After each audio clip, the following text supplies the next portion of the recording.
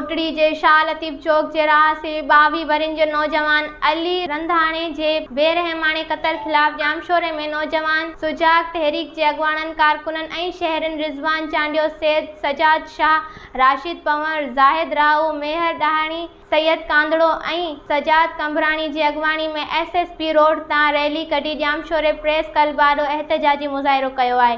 Report करे रहियो आहे सीनियर सहाफ़ी सरमद सहारण। इंसाफ कयो, इंसाफ कयो, अली रोदराणी खे इंसाफ कयो। We want justice. We want justice. जीअं त तव्हांखे ख़बर आहे त 2 ॾींहं पहिरियां नौजवान अली रोदनाणी हिकु तमामु ॾुखोईंदड़ वाक़ियो पेश आयो आहे। हिकु पोरियत जो पुटु आहे, उनखे दोस्तनि या कंहिं बि दुश्मननि वरगल आहे ऐं किथे वठी वञी करे उते क़त्ल करे ऐं उनजो लाश जेको आहे सो कंहिं जॻह ते उछलाए हलिया विया आहिनि। ऐं उन खां पोइ हेसी ताईं 2 ॾींहं गुज़री विया आहिनि, सवाइ हिकु माण्हूअ जे वधीक जवाबदार गिरफ़्तार न थिया आहिनि।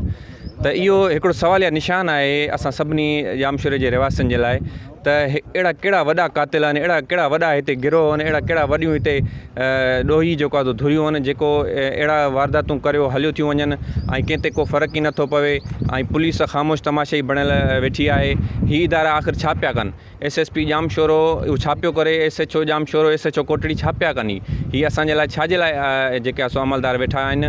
हीअ उन्हनि जो फ़र्ज़ु आहे त उहो जेको आहे सो फ़ौरन जेका अमन अमान जी सूरत हाल आहे उन ते ज़ाब्तो आणनि। अहिड़ियूं जेके ख़ौफ़नाक कार्रवायूं थियनि पियूं मुआशिरे में उन्हनि खे बुंजो ॾियनि ऐं जेको आहे सो मुआशिरे में हिकु पुरसुकून माहौल बरक़रार रखण में असांजो साथ ॾियनि। रोदराणी हिकु नौजवान जामशोरे जो पोरियो कंदड़ हिकु पोरियत जो पुटु जामशोरे में 2 ॾींहं पहिरियां जेको आहे घरां निकिरी वियो आहे। 2 ॾींहं ते हुनजो खंजर लॻियल लाश बि हथु आयो। त असां चऊं पिया त की हीउ जामशोर जो जेको रोज़ जो मामूल बणियो पिया आहे, रोज़ चोरियूं, रोज़ वारदातूं, रोज़ मंशा जा अॾा सरियाम हलनि पिया, रोज़ जेको आहे खून थियनि पिया, माण्हू मरनि पिया। त आख़िरकार इंतिज़ामिया छो ख़ामोश आहे?